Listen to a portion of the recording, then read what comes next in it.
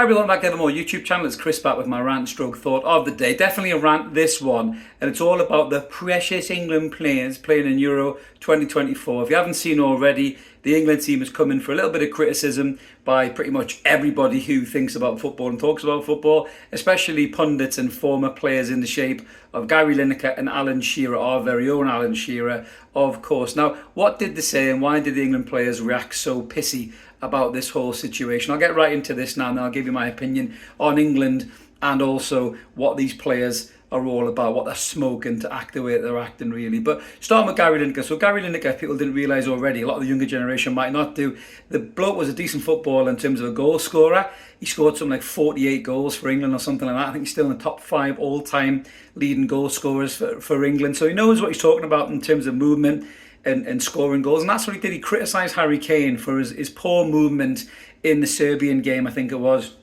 He said he needs to move more. It was either Serbia or Denmark, one of the two.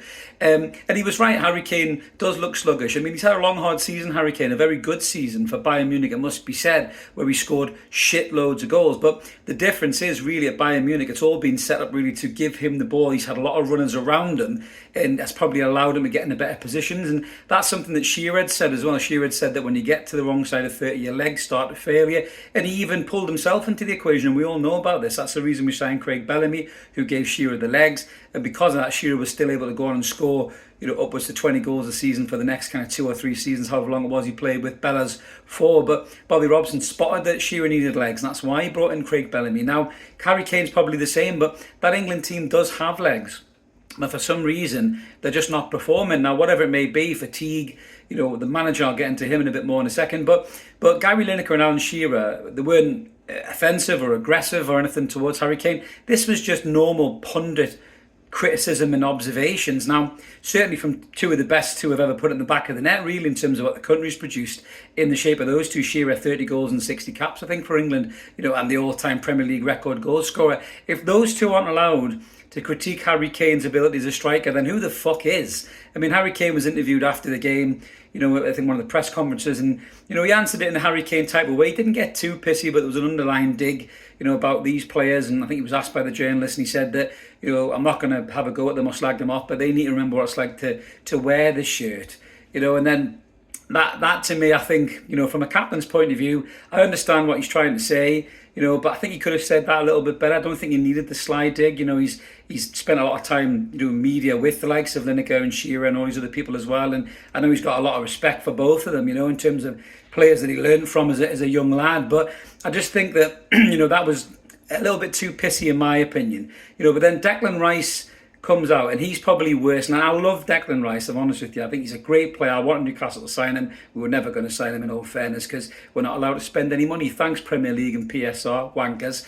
But Declan Rice is a great footballer and a real leader for a young lad as well. He's got a real good head and shoulders. But he did this interview with ITV, and unlike Harry Kane, who did get a little sly dig in, Declan Rice was kind of smirking and shrugging his shoulders, and it was very much a, oh, fucking in it, bruv, fucking kind of type of a mentality. I know he's a young lad, but, he was basically saying, why all the negativity? We're top of the group, why all the negativity? It's because you're not playing very well, Declan. You're one of the tournament favourites. You've got some of the best players on the planet playing for you in the shape of Phil Foden, Jude Bellingham and Harry Kane, who's one of the best centre-forwards in the world.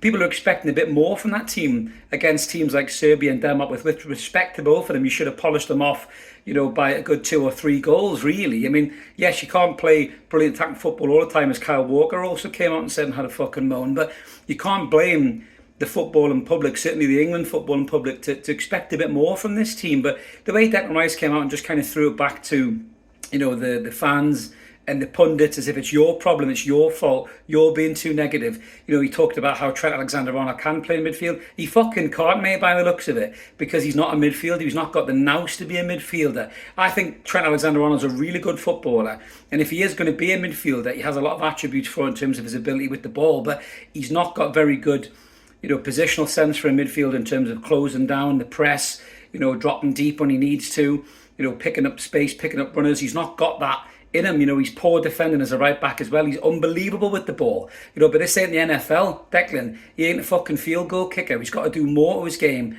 than that. So you can understand why people are criticising and wondering what's going on. But if you really want to blame somebody, Declan and Harry, blame the fucking manager, who also turned around and said he doesn't pay any attention to it. But you know what, Gareth? Maybe you fucking should do, son, because you're the one picking this team. You're the one putting these great players together and not getting the best out of them either as well. Phil Foden on the left-hand side, no, mate. Ain't working. It's fucking Paul Scholes Mark II. You've got Anthony Gordon, one of the most exciting wingers, one of the most consistent performers in the Premier League last season. I'm not just saying it because I'm a Newcastle fan. I'm saying it because it's fucking fact. You got him playing 0 minutes. Cole Palmer's sitting there cold on the bench as well. No pun intended. He's sitting on the fucking bench as well.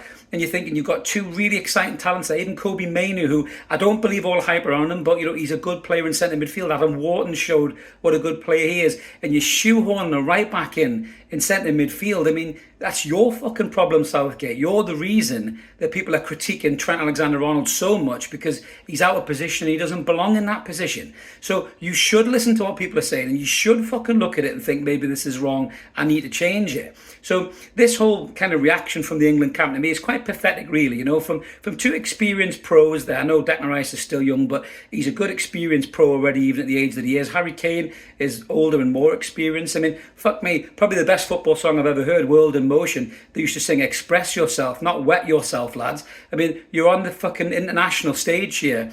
You're on a platform to be critiqued by everybody. So you just deal with the criticism and move on. Massive shout out to John Stones, who is the only member of this England team I've seen so far who just took it in his stride. He just said, look, people are entitled to their opinions. That's cool. I respect it. You know, we're doing the best that we can and move on. That's what a fucking captain says. He doesn't get pissy and react like a little spoiled brat.